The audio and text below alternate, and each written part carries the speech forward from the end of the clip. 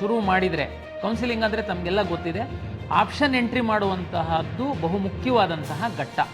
Option entry ಮಾಡಿದ ಆಧಾರದ ಮೇಲೆ ನೀವು ಈಗಾಗಲೇ ಅರ್ಜಿಯಲ್ಲಿ ಸಲ್ಲಿಸಿರುವಂತಹ ಮಾಹಿತಿ, ಮೀಸಲಾತಿಗೆ ಸಂಬಂಧಪಟ್ಟಂತಹ ಮಾಹಿತಿ ಆಧರಿಸಿ ತಮಗೆ ಬೆಸ್ಟ್ ಸೀಟು ಹಂಚಿಕೆ ಮಾಡುವಂಥದ್ದು ವ್ಯವಸ್ಥೆ ನಮ್ಮಲ್ಲಿರುವಂಥದ್ದು.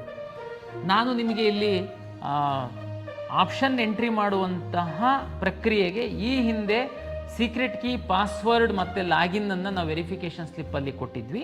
ಆ ಜಾಗ ಸ್ನೇಹಿತರೆ, ನೀವು ಯಾರಾದರೂ ಇನ್ನೂ ಚಾನಲ್ ಅನ್ನ ಸಬ್ಸ್ಕ್ರೈಬ್ ಮಾಡ್ಕೊಂಡಿಲ್ಲ ಅಂದ್ರೆ ಚಾನಲ್ ಅನ್ನ ಸಬ್ಸ್ಕ್ರೈಬ್ ಮಾಡ್ಕೊಳ್ಳಿ, ಮತ್ತೆ ವಿಡಿಯೋಗೊಂದು ಲೈಕ್ ಆದ್ರೆ ಕೊಡಿ.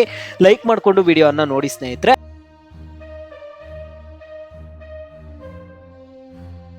ಎಲ್ಲ ವಿದ್ಯಾರ್ಥಿಗಳು ಪೋಷಕರ ಗಮನಕ್ಕೆ, ತಾವು QR ಕೋಡನ್ನು ಸ್ಕ್ಯಾನ್ ಮಾಡಿದರೆ ನಿಮ್ಮ ಲಾಗಿನ್ ಪೇಜ್ ಓಪನ್ ಆಗುತ್ತೆ. ನಂತರ ತಾವು ತಮ್ಮ ಫೇಸನ್ನು ವೆಬ್ ಕ್ಯಾಮಲ್ಲಿ ತೋರಿಸುವಂಥದ್ದು ಹಾಗೂ ತಾವು ಅರ್ಜಿಯನ್ನು ಸಲ್ಲಿಸುವಂತಹ ಸಂದರ್ಭದಲ್ಲಿ ತಾವು ರಿಜಿಸ್ಟರ್ ಮಾಡಿರುವಂತಹ ಮೊಬೈಲ್ಗೆ OTP ಬರುತ್ತೆ. ಇದನ್ನು ಎಂಟ್ರಿ ಮಾಡಿದರೆ ನೀವು ಆಪ್ಷನ್ ಎಂಟ್ರಿ ಮಾಡುವಂತಹ ಲಾಗಿನ್ ಓಪನ್ ಆಗುತ್ತೆ. ಆಪ್ಷನ್ ಎಂಟ್ರಿ ಮಾಡುವ ಪೂರ್ವದಲ್ಲಿ ತಾವು ಎಲ್ಲ ವಿದ್ಯಾರ್ಥಿಗಳು ಮತ್ತು ಪೋಷಕರು ಸ್ವಲ್ಪ ಹೋಮ್ವರ್ಕನ್ನು ತಾವು ಮಾಡಿಕೊಳ್ಬೇಕು ಅಂತೇಳಿ ನನ್ನ ವಿನಂತಿ. ಒಂದು ವಾರ ಇನ್ನೂ ಸಮಯ ಇದೆ. ತಮಗೆ ಗೊತ್ತಿರುವಂತೆ medical, dental, AYUSH, engineering, farm sciences ಮತ್ತು ವೆಟರ್ನರಿ, ನರ್ಸಿಂಗು, B.Pharm ಈ ಎಲ್ಲ ಸೀಟ್ಗಳ ಆಪ್ಷನ್ ಎಂಟ್ರಿ ಮಾಡುವಂಥದ್ದಕ್ಕೆ ನಾವು ಒಮ್ಮೆನೇ ಓಪನ್ ಮಾಡ್ತೀವಿ. ತಾವು ಎಲ್ಲ ಆಪ್ಷನ್ ಎಂಟ್ರಿಯನ್ನು, ಪ್ರಿಯಾರಿಟಿಯನ್ನು ತಾವು ಕೊಡ್ತೀರಾ.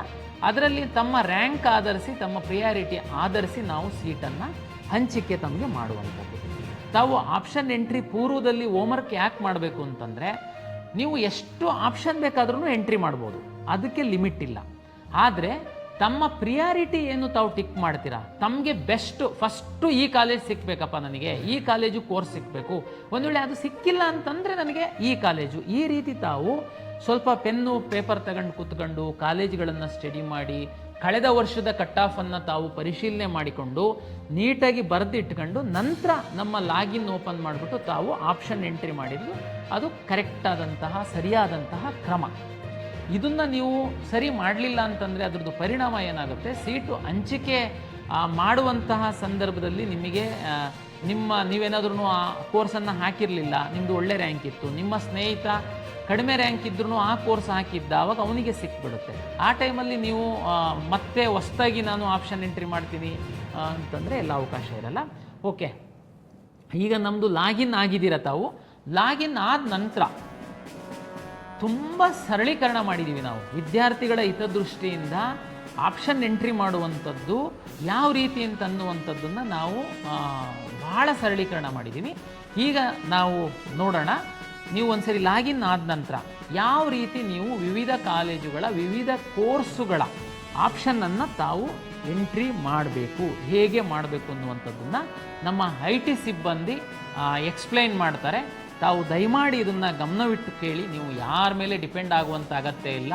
ಪ್ರಾಧಿಕಾರ ತುಂಬ ಸರಳೀಕರಣಗೊಳಿಸಿದೆ. ತಾವೇನೇ ಸ್ವತಃ ಆಪ್ಷನ್ ಎಂಟ್ರಿ ಮಾಡಲಿಕ್ಕೆ ಅವಕಾಶ ಇದೆ. ಓಕೆ, ಬನ್ನಿ ಈಗ ನಾವು ನಮ್ಮ IT ಸಿಬ್ಬಂದಿ ವಿವರಣೆಯನ್ನು ಕೊಡ್ತಾರೆ, ಯಾವ ರೀತಿ ನೀವು ಆಪ್ಷನ್ ಎಂಟ್ರಿ ಮಾಡುವ. ಸ್ನೇಹಿತರೆ, ನೀವು ಯಾರಾದರೂ ಇನ್ನೂ ಚಾನಲ್ ಅನ್ನ ಸಬ್ಸ್ಕ್ರೈಬ್ ಮಾಡ್ಕೊಂಡಿಲ್ಲ ಅಂದ್ರೆ ಚಾನಲ್ ಅನ್ನ ಸಬ್ಸ್ಕ್ರೈಬ್ ಮಾಡ್ಕೊಳ್ಳಿ, ಮತ್ತೆ ವಿಡಿಯೋಗೊಂದು ಲೈಕ್ ಆದ್ರೆ ಕೊಡಿ. ಲೈಕ್ ಮಾಡ್ಕೊಂಡು ವಿಡಿಯೋನ ನೋಡಿ ಸ್ನೇಹಿತರೆ. ನೋಡಿ, ಇಲ್ಲಿ H. ಪ್ರಸನ್ನ ಸರ್ ಅವರು ನಿಮಗೆ ಎಕ್ಸ್ಪ್ಲೈನ್ ಮಾಡಿದ್ರಲ್ಲ. ಈಗ ನೋಡಿ, ಈಗ ಆಪ್ಷನ್ ಎಂಟ್ರಿ ಯಾವ ರೀತಿಯಾಗಿರುತ್ತೆ ಎಲ್ಲ ಅಂತ ಲೈವ್ ಡೆಮೋ ಅನ್ನ ನೋಡಿ ನೀವು. ಓಕೆನಾ, ಇದು ಲಾಸ್ಟ್ ಇಯರ್ದು, ಇದು 2025ರದು. ಈಗ 2026ರಲ್ಲಿ ಕೂಡ ನಿಮ್ಗೆ ಸೇಮ್ ಅದೇ ರೀತಿನೇ ಇರುತ್ತೆ. ಓಕೆನಾ, ಅಲ್ಪ ಸ್ವಲ್ಪ ಚೇಂಜಸ್ ಇರುತ್ತೆ ಬಿಟ್ರೆ ಸೇಮ್ ಎಲ್ಲ ಅದೇ ತರನೇ ಇರುತ್ತೆ. ಈಗ ಡೀಟೇಲ್ ಆಗಿ ನೋಡಿ ಸ್ವಲ್ಪ ಹೊತ್ತು. ಓಕೆನಾ, ನಿಮ್ಗೆ ಜಸ್ಟ್ ಫಾರ್ ರೆಫರೆನ್ಸ್. ನಮಸ್ಕಾರ. 2025ನೇ ಸಾಲಿನ ವೃತ್ತಿಪರ ಕೋರ್ಸುಗಳ ಪ್ರವೇಶಾತಿಗೆ ಆಪ್ಷನ್ ಎಂಟ್ರಿ ಯಾವ ರೀತಿ ಮಾಡಬೇಕು ಅನ್ನತಕ್ಕಂಥ ಒಂದು ಈ ಪ್ರಾತ್ಯಕ್ಷಿಕೆ ನಿಮಗೆ ಸ್ವಾಗತವನ್ನು ಕೋರ್ತಾ ಇದ್ದೇವೆ. ಆಪ್ಷನ್ ಎಂಟ್ರಿ ಮಾಡುವ ಮೊದಲು ಯಾವ ರೀತಿಯ ಪೂರ್ವ ಸಿದ್ಧತೆಗಳನ್ನು ಮಾಡ್ಕೋಬೇಕು, ಅದಕ್ಕೆ ಅಗತ್ಯವಿರತಕ್ಕಂತಹ ದಾಖಲೆಗಳೇನು ಅನ್ನೋದನ್ನು ಈಗಾಗಲೇ ಮಾನ್ಯ ಕಾರ್ಯನಿರ್ವಾಹಕ ನಿರ್ದೇಶಕರು ತಿಳಿಸ್ಕೊಟ್ಟಿದ್ದಾರೆ. ಅವರಿಗೆ ಧನ್ಯವಾದಗಳು. ಅಭ್ಯರ್ಥಿಗಳು ಆಪ್ಷನ್ ಎಂಟ್ರಿ ಸ್ಕ್ರೀನನ್ನು ಯಾವ ರೀತಿ ಎಂಟ್ರಿ ಆಗಬೇಕು ಅಂದರೆ, ಮೊದಲು KA ವೆಬ್ಸೈಟ್ನಲ್ಲಿ, ಪ್ರಾಧಿಕಾರದ ವೆಬ್ಸೈಟ್ನಲ್ಲಿ ಅಡ್ಮಿಷನ್ಸ್ ಅಂತ ಇರುತ್ತೆ. ಅಡ್ಮಿಷನ್ಸಲ್ಲಿ UGCET 2025 ಅನ್ನೋದನ್ನು ಸೆಲೆಕ್ಟ್ ಮಾಡ್ಕೊಳ್ಳಿ. ನಂತರ ಅಲ್ಲಿ ಒಂದು ಲಿಂಕ್ ಇರುತ್ತೆ, UGCET 2025 ಆಪ್ಷನ್ ಎಂಟ್ರಿ ಲಿಂಕ್ ಅಂತ. ಅದನ್ನು ಸೆಲೆಕ್ಟ್ ಮಾಡಿದ ತಕ್ಷಣ ನಿಮಗೆ ಈಗ ನೋಡ್ತಾ ಇರ್ತಕ್ಕಂಥ ಸ್ಕ್ರೀನು ನಿಮಗೆ ಇಲ್ಲಿ ಬರುತ್ತೆ. ಸೊ ನಿಮಗೆ ವೆರಿಫಿಕೇಷನ್ ಸ್ಲಿಪ್ಪನ್ನು ಇಟ್ಕೊಂಡಿರಿ. ಆ ವೆರಿಫಿಕೇಷನ್ ಸ್ಲಿಪ್ಪಲ್ಲಿ ನಿಮಗೆ QR ಕೋಡ್ ಇರುತ್ತೆ ಮತ್ತು option entry, CET number, application number ಎಲ್ಲ ಕೂಡ ಅಲ್ಲಿ ಇರುತ್ತೆ. ಸೊ ಆ ಲಾಗಿನ್ ಸ್ಕ್ರೀನಲ್ಲಿ ನೀವು ಸ್ಟಾರ್ಟ್ ಸ್ಕ್ಯಾನ್ ಅಂತ ಕೊಟ್ಟಾಗ ಆ QR ಕೋಡನ್ನು ನೀವು ಸ್ಕ್ಯಾನ್ ಮಾಡ್ಕೋಬೇಕು. ಸೊ ಸ್ಟಾರ್ಟ್ ಸ್ಕ್ಯಾನ್ ಕೊಡಿ, QR ಕೋಡನ್ನು ತೋರಿಸಿ, ನಿಮ್ಮ ಮೊಬೈಲ್ ಸಂಖ್ಯೆಗೆ OTP ಬರುತ್ತೆ. ಆ OTPಯನ್ನು ನೀವು ಅಲ್ಲಿ ಎಂಟ್ರಿ ಮಾಡಬೇಕು. QR ಕೋಡು ಎಂಟ್ರಿ ಸ್ಕ್ಯಾನ್ ಮಾಡಲಿಕ್ಕೆ ಆಗಲಿಲ್ಲ ಅಂದರೆ ನೀವು ಆಪ್ಷನ್ ಎಂಟ್ರಿ, CET ನಂಬರ್ ಮತ್ತು ಅಪ್ಲಿಕೇಶನ್ ನಂಬರನ್ನು ಎಂಟ್ರಿ ಮಾಡೋದ್ರ ಮೂಲಕ ಕೂಡ ನೀವು ಲಾಗಿನ್ ಆಗ್ಬೋದು. ಸೊ ಇದಾದಮೇಲೆ ಇಲ್ಲಿ ನಿಮಗೆ ಫೋಟೋ ಕ್ಯಾಪ್ಚರಿಂಗ್ ಸ್ಕ್ರೀನ್ ಬರ್ತಾ ಇದೆ. ಇಲ್ಲಿ ಸ್ಟಾರ್ಟ್ ಕ್ಯಾಮ್ರಾ ಅಂತ ಇದೆ, ಅಲ್ಲಿ ಕ್ಯಾಮ್ರಾ ಸ್ಟಾರ್ಟ್ ಮಾಡಿ ನಿಮ್ಮ ಫೋಟೋವನ್ನು ಅದು ಲೈವ್ ಕ್ಯಾಪ್ಚರ್ ಮಾಡುತ್ತೆ. ಸೊ ಫೋಟೋ ಕ್ಯಾಪ್ಚರ್ ಅಂತ ಇದೆ, ಅದನ್ನು ಸೆಲೆಕ್ಟ್ ಮಾಡ್ಕೊಳ್ಳಿ. ನಂತರ ವೆರಿಫೈ ಆ್ಯಂಡ್ ಲಾಗಿನ್ ಅಂತ ಇದೆ. ಸೊ ನೀವು ಅದನ್ನು ಸೆಲೆಕ್ಟ್ ಮಾಡಿದ ಮೇಲೆ ನಿಮಗೆ ಈಗ ನೀವು ನೋಡ್ತಾ ಇರ್ತಕ್ಕಂಥ ಆಪ್ಷನ್ ಎಂಟ್ರಿ ಸ್ಕ್ರೀನ್ ಕಾಣುತ್ತೆ. ಇಲ್ಲಿ ಅಲರ್ಟ್ ಮೆಸೇಜ್ ಇದೆ. ಅಲರ್ಟ್ ಮೆಸೇಜಲ್ಲಿ ನೀವು 750 ರೂಪಾಯಿ ಪೇಮೆಂಟ್ ಮಾಡಬೇಕು ಅಂತ ಅದು ಹೇಳ್ತಾ ಇದೆ. ಸೊ ಅಭ್ಯರ್ಥಿಗಳು ಇಲ್ಲಿ ನೋಡ್ಬೋದು ಕ್ಯಾಂಡಿಡೇಟ್ ಆಪ್ಷನ್ ಎಂಟ್ರಿ ಅಂತ ಇದೆ, ಈಗ ಅದು ಎನೇಬಲ್ ಆಗಿಲ್ಲ. ಪೇಮೆ ಆನ್ಲೈನ್ ಅಂತ ಏನಿದೆ ಇದನ್ನು ಸೆಲೆಕ್ಟ್ ಮಾಡಿ ಪೇಮೆಂಟ್ ಮಾಡಿದ ನಂತರ ನಿಮಗೆ ಆಪ್ಷನ್ ಎಂಟ್ರಿ ಪೋರ್ಟಲ್ ಎನೇಬಲ್ ಆಗುತ್ತೆ. ಸೊ ಇಲ್ಲಿ ಫಸ್ಟು ಪೇಮೆಂಟನ್ನು ಮಾಡಬೇಕು. ಪೇಮೆಂಟ್ ಮಾಡಬೇಕಾದ್ರೆ ನಿಮಗೆ ಅಲ್ಲಿ ವಿವಿಧ ರೀತಿಯ ಪೇಮೆಂಟ್ ಗೇಟ್ವೇಗಳಿದೆ. ನಿಮಗೆ ಯಾವುದು ಅನುಕೂಲನೋ ನೀವು ಅದನ್ನು ಆಯ್ಕೆ ಮಾಡ್ಕೋಬೋದು. ಸೊ ಪೇ ಆನ್ಲೈನ್ ಅಂತ ಆಯ್ಕೆ ಮಾಡಿ ನಂತರ ಇಲ್ಲಿ ನಿಮ್ಮ ಮೊಬೈಲ್ ನಂಬರನ್ನು ಎಂಟ್ರಿ ಮಾಡಿ, ನಂತರ ಇಮೇಲ್ ಅಡ್ರೆಸ್ಸನ್ನು ಎಂಟ್ರಿ ಮಾಡಿ ಅಲ್ಲಿ ಕಂಟಿನ್ಯೂ ಅಂತ ಕೊಡಿ. ಸೊ ಅಲ್ಲಿ QR ಕೋಡ್ ಸ್ಕ್ಯಾನಿಂಗ್ ಇರುತ್ತೆ. ಸೊ ನೀವು ಪೇಮೆಂಟನ್ನು ಸ್ಕ್ಯಾನ್ ಮಾಡೋದ್ರ ಮೂಲಕ ಮಾಡಬೇಕು.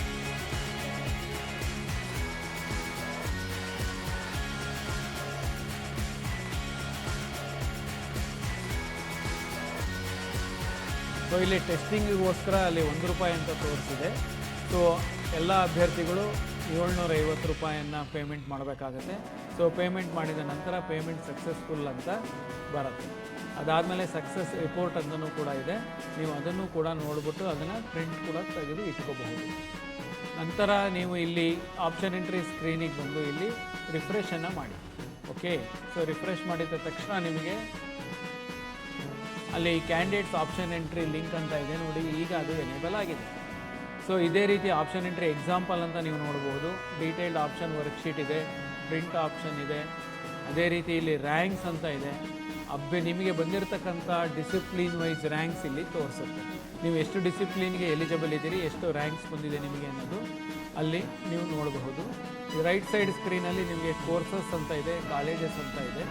ಸೊ ನೀವು ಕೋರ್ಸಸ್ ಸೆಲೆಕ್ಟ್ ಮಾಡಿದ್ರೆ ಯಾವ್ಯಾವ ಕೋರ್ಸ್ಗಳು ನಿಮಗೆ ಅಡ್ಮಿಷನ್ಸ್ಗೆ ಇದೆ ಅನ್ನೋದನ್ನು ನೀವು ನೋಡ್ತಾ ಇರ್ಬೋದು. ಇಲ್ಲಿ ಇಂಜಿನಿಯರಿಂಗು, ಮೆಡಿಕಲ್ಲು, ಈ ರೀತಿ ಪ್ರತಿಯೊಂದು ಇರುತ್ತೆ. ಸೊ ಅದೇ ರೀತಿ ನೀವು ಕಾಲೇಜಸ್ ಅಂತ ಇದೆ. ಸೊ ಆ ಕಾಲೇಜಸನ್ನು ಸೆಲೆಕ್ಟ್ ಮಾಡಿದ್ರೆ ನಿಮಗೆ ಯಾವ್ಯಾವ ಕಾಲೇಜುಗಳು ಸರ್ಕಾರದಿಂದ ಅನುಮತಿ ಪಡೆದಿವೆ ಅನ್ನೋದು ಲಿಸ್ಟು ಕೂಡ ಅಲ್ಲಿ ನಿಮಗೆ ಕಾಣಿಸಿರುತ್ತೆ. List of colleges approved by the government for seat allotment, ಇದಿಷ್ಟು ಕೂಡ ನಿಮಗೆ ಅಲ್ಲಿ ಡಿಸ್ಪ್ಲೇ ಆಗುತ್ತೆ. ಡಿಸಿಪ್ಲಿನ್ ವೈಸ್ ಅದು ನಿಮಗೆ ತೋರಿಸುತ್ತೆ. ಸೊ ನಾವು it is showing medical college list. ಈಗ ಮೆಡಿಕಲ್ ಕಾಲೇಜ್ ಲಿಸ್ಟ್ ತೋರಿಸ್ತಾ ಇದೆ. ಸೊ ಇದೇ ರೀತಿ ನಿಮಗೆ ಡೆಂಟಲ್ ಕಾಲೇಜ್ ಲಿಸ್ಟ್ ಬರುತ್ತೆ, ಅದೇ ರೀತಿ ಆಯುಷ್ ಕಾಲೇಜು, ಅದೇ ರೀತಿ ನಿಮಗೆ ಯೋಗ ಆ್ಯಂಡ್ ನ್ಯಾಚುರೋಪತಿ ಮತ್ತು ಆರ್ಕಿಟೆಕ್ಚರ್, ಸೊ ಇಂಜಿನಿಯರಿಂಗ್, ಸೊ ಈ ರೀತಿ ಪ್ರತಿಯೊಂದು ಡಿಸಿಪ್ಲಿನಲ್ಲೂ ಕೂಡ ನಿಮಗೆ ಲಿಸ್ಟ್ ಬರುತ್ತೆ.